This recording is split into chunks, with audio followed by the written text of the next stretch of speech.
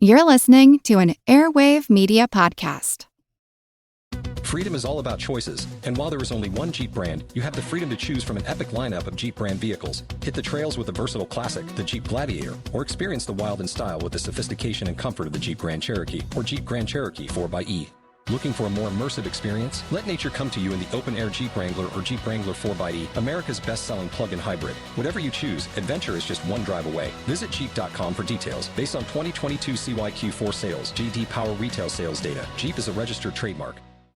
It's a long way to Tipperary. It's a long way to go. It's a long way to Tipperary. To the sweetest girl I know. Goodbye, Piccadilly. Farewell, Leicester Square. It's a long, long way to Tipperary, but my heart's right there. Hello everyone and welcome to History of the Great War episode 227. This week, I would like to thank Norman for their PayPal donation, as well as to remind everyone that you can help support this podcast and get access to special Patreon-only episodes over at patreon.com/historyofthegreatwar. After the Irish Civil War started in June 1922, there was serious fighting in various areas around the 26 counties of Ireland. However, by early 1923, any major fighting had ended. That did not mean that all of the fighting was finished, and after some early fighting had put the Republican army at a clear disadvantage, they had altered their strategy from one of somewhat traditional warfare to one that focused on smaller groups of more mobile and dedicated soldiers. Today we'll be discussing the fate of those groups in 1923, as the Irish Civil War slowly came to an end. Then we will discuss some of the post-war political developments. These developments would see the future of Ireland solidified and would begin the process of transitioning from the Irish Free State into a fully independent Republic of Ireland. While the fighting was still ongoing in late 1922, political developments continued to alter the situation on both sides. For the provisional government, this meant the opening of the Third Dáil, which would begin meeting in September. Their first major item on the agenda was to move the Constitution through the Dáil so that it could be properly put in place, which would turn the provisional government into the Free State government. On the Republican side, the opening of the Dáil sparked off what would be a pretty major disagreement on the political side of the Republican movement. There were three paths that the Republicans could take. They could join in the government, which would be a statement that they recognized its authority and its legitimacy. Many of the Republican military leaders, especially, spoke out strongly against this option.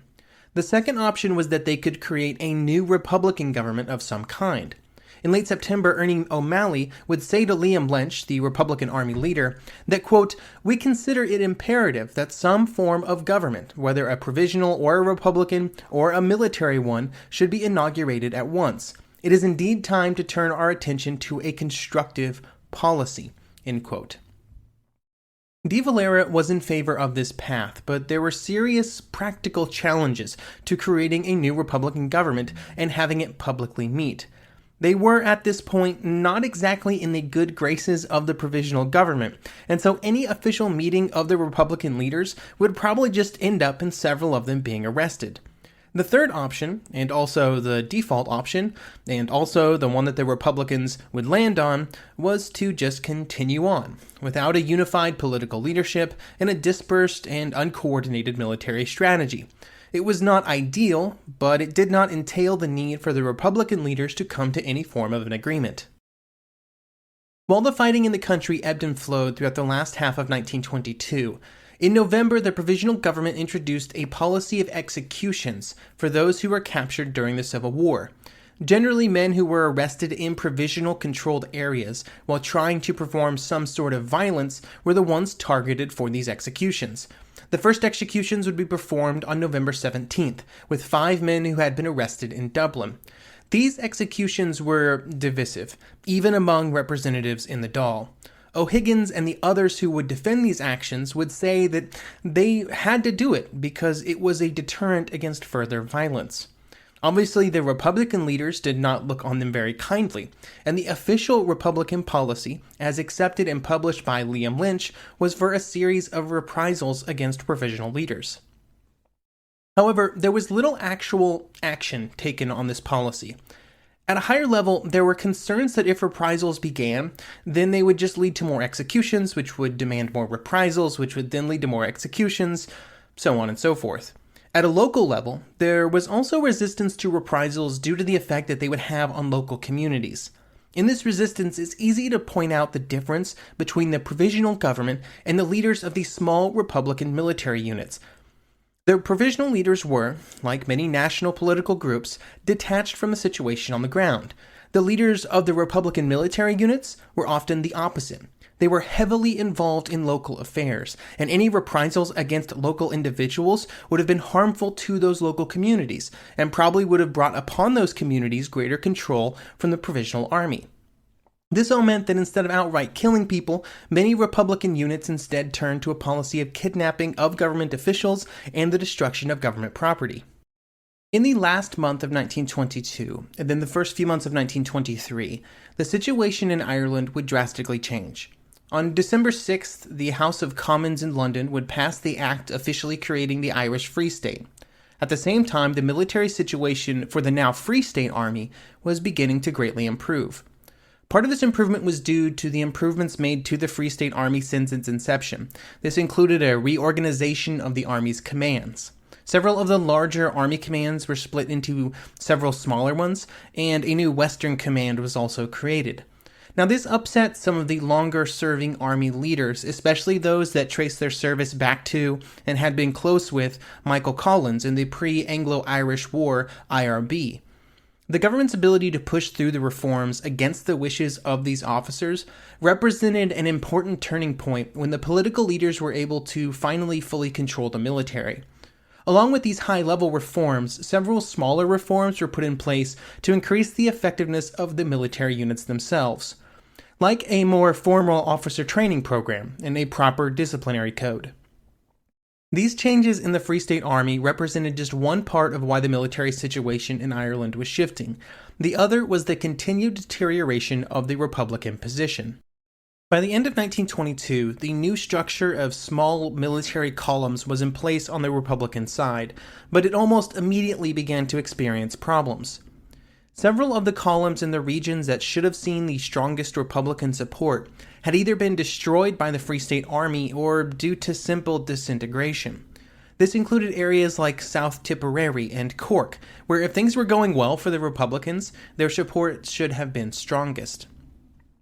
This wastage of Republican strength made any large military action impossible, and there was little prospect of the situation swinging back in favor of the Republicans. Supplying and financing the columns was becoming more difficult, and this pushed more men to give up the fighting entirely. With prospects looking so bleak for the Republicans, it was only natural that many of its leaders began to look for some sort of negotiating position with the Free State leaders. Generally, the political leaders on the Republican side, those like de Valera, were the strongest supporters of improving relations with the Free State. De Valera himself was already beginning to prepare other Republican leaders for compromises that he knew they would have to make. Always on the other side of these discussions were the military leaders, Liam Lynch top among them. Lynch was a hardcore whatever it takes, no compromises Republican, and he was also maybe in some amount of denial about just how bad the situation was for the Republican cause. Given his position within the movement and the loyalty of the military to him, he was always in a position to block any proper peace overtures. But then, on April 10th, 1923, he was killed. On that day, near Newcastle in Tipperary, he and several other Republicans were surrounded by Free State troops, and carrying nothing but sidearms, they tried to flee up into the hills. Liam would not make it, and he would be hit by bullets, dying later that night. Lynch's death completely changed the makeup and outlook of the Republican leaders, and it moved the pro-peace leaders into a much more prominent position.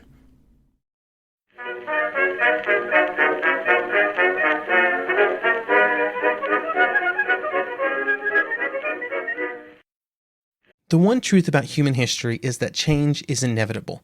But the one thing that has never changed is that humans need food to survive. There are many ways to get that food, but one of the easiest ones is Factor. Factor delivers ready-to-eat meals right to your door. All you have to do is heat them up and dig in. In 2 minutes, you can be eating tasty keto or vegan options, or any of their 35 options that they have available every week. So you can choose maybe the cheesy garden herb chicken, maybe the Santa Fe green chili beef skillet, or perhaps the Caribbean spiced tofu. It is all delicious, and if you have a bit of a sweet tooth, Factor still has you covered with a wide range of snack and smoothie options. Chocolate mocha cheesecake, snickerdoodle macaroons. Any of that sound good? And don't worry, even the tasty stuff is dietitian approved. Head over to factormeals.com/GW50 and use code GW50 to get 50% off. That's code GW50 at factormeals.com/GW50 to get 50% off. Freedom is all about choices, and while there is only one Jeep brand, you have the freedom to choose from an epic lineup of Jeep brand vehicles. Hit the trails with the versatile classic, the Jeep Gladiator, or experience the wild and style with the sophistication and comfort of the Jeep Grand Cherokee or Jeep Grand Cherokee 4xe. Looking for a more immersive experience? Let nature come to you in the open-air Jeep Wrangler or Jeep Wrangler 4xe, America's best-selling plug-in hybrid. Whatever you choose, adventure is just one drive away. Visit Jeep.com for details. Based on 2022 CYQ4 sales, JD Power retail sales data, Jeep is a registered trademark.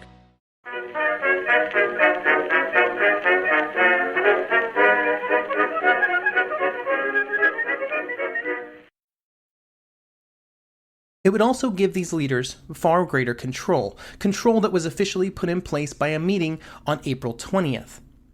At this meeting, Frank Aiken, who took over for Lynch as Chief of Staff, proposed that they begin negotiations with the Free State government.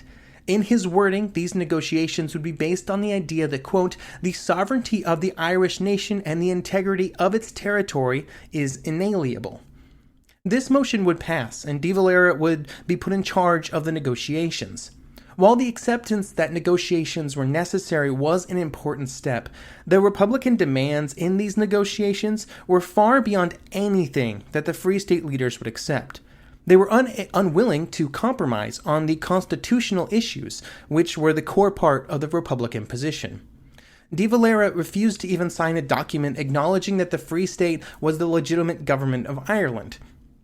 And with such a vast chasm between the two positions, an agreement was never really possible at this first meeting. After this failure, the Republican leaders would meet again on May 13th, and after much discussion, Aiken would publish an order, which would be distributed on May 24th. It would order all of the military units to stop fighting, to hide their arms and ammunition, and rejoin society. Along with this order, De Valera would send out a note saying, quote, further sacrifice on your part would now be vain, and continuance of the struggle in arms unwise in the national interest. Military victory must be allowed to rest for the moment with those who have destroyed the Republic. These orders, necessary in retrospect, did meet with resistance from some of the remaining Republican military officers. De Valera would answer one of these complaints from Mary McSweeney by saying, quote, you speak as if we are dictating terms and talk of a military situation. There is no military situation. The situation now is that we have to shepherd the remnant of our forces out of this fight so as not to destroy whatever hope remains in the future by allowing the fight to peter out ignominiously. With these orders, the Civil War just kind of stopped. There was not an official negotiated peace between the Free State and the Republicans. The Republicans just stopped fighting. The proclamations from Aiken and De Valera, which called for an end to the fighting, were generally followed, and there was little fighting after they were issued in late May. This caused the Republican movement to enter kind of a moment of crisis, without a clear path forward, with some members continuing to look back to try and determine how they failed. The point of greatest criticism on this path was the failure of the Republican military, but regardless of what they thought of past decisions, they had to start moving forward. The question became how to actually move forward, and in this they were, as usual, split into several different camps. There were those who I would categorize as the more die-hard members of the Republican movement that stuck strongly to their policy of non-recognition of the Free State government. Those who held this view could not participate either in elections or the government in general, because to do so would provide the government with de facto recognition. It was among these Republicans that the idea of taking up their arms again at some point in the future was held on to the longest, a possibility introduced by Aiken's order to hide their arms instead of surrendering them to the Free State authorities. De Valera would instead advocate for participation in the elections of August 1923. He admitted that taking this action would be to recognize the Free State authority, but he tried to be pragmatic about it, saying, quote, "To declare them illegal and to stand aside is dictated by the idea of a continued existence of the Republic, but as a practical political policy, to my mind, it is not the best. The more progress we make at the coming elections, the more certain will be our victory at the subsequent elections." End quote. Even if they were elected, it is unlikely that Republican members of the Dáil would actually participate in the government, since doing so required that they take that dreaded oath of allegiance. Those that were elected would instead opt to maintain the old Sinn Féin abstention policy. With De Valera certain that participating in the election was the correct path, he now had to find a way to actually make that happen. At this point, the Republican leaders were still in hiding, but then on August 15th, De Valera made a public speech in the town of Ennis. De Valera was pretty sure that he was going to get arrested. And so his goal was to make sure that if he was arrested, the Free State would have to do so while he was speaking in public at a meeting regarding the Free State elections. This would provide him with a great angle of attack against the government that went to great lengths to maintain that they were the legitimate, democratically elected Irish government. As he suspected, De Valera would be arrested, and he would spend the rest of 1923 in prison. While the remaining Republican leaders were trying to determine the future of their movement, there was one aspect that they did not control, and that was the future of the Republican prisoners that were still being held by the Free State. By the end of May 1923, there were about 12,000 Republicans in prison. This caused lengthy debates among the Free State leaders about when and how to release them. There would always be those leaders who advocated for holding on to these prisoners for a longer period of time, out of fear that if they were released too soon, then they might reignite the fighting. However, continuing to detain them increased tensions in the prisons and around the country, and eventually this tension would begin to cause its own problems. In October, the prisoners would take the step of beginning a hunger strike. The hunger strike would begin in the Mountjoy prison. At the time, at the beginning of this hunger strike, it was strictly to protest conditions within that one prison. But when news of the actions in Mountjoy spread to other prisoners in other prisons, they joined the hunger strike as well. Republican leaders would claim that 8,000 men would join in the strike, although the number was probably a bit smaller. Hunger strikes were not a new form of protest, and they had been effective in the past, but they had to be executed by dedicated individuals, and if properly thought out, they made for an incredibly powerful public statement. This hunger strike was not well thought out. There was general confusion about the specific objectives of the strike, who could call it off for what reason, and who should join. This meant that in many cases the strike began to break down after about 3 weeks. Some men wanted to continue, but others decided to end it, and this caused strife among the prisoners. Eventually, with various individuals in various prisons having already taken food, it was officially called off on November 23rd. This led to more confusion, and especially among those who were still game to continue. Like one Cork man who would write, "I would rather have faced the firing squad than call it off." But there were divisional officers ordering their men off. End quote. Overall, I think that much like the small column strategy, the hunger strike was initially led by very dedicated individuals, but it was a concept that was difficult to execute on a larger scale. Hunger strikes depend almost entirely on individual dedication. You need people who, and this sounds kind of morbid, are willing to go all the way. To do this for an idea requires a very specific type of person. And when the strikes spread out to the prisons, many joined who probably did not fully understand what they were opting into, or they were being pulled along by events, and only later did they discover the intensely personal aspect of such a struggle. The Free State would try to take advantage of the event and used it to apply pressure to get prisoners to sign pledges of loyalty in exchange for both food and freedom. Overall, the strike would be seen as a failure, but it did also make some changes to Free State policy.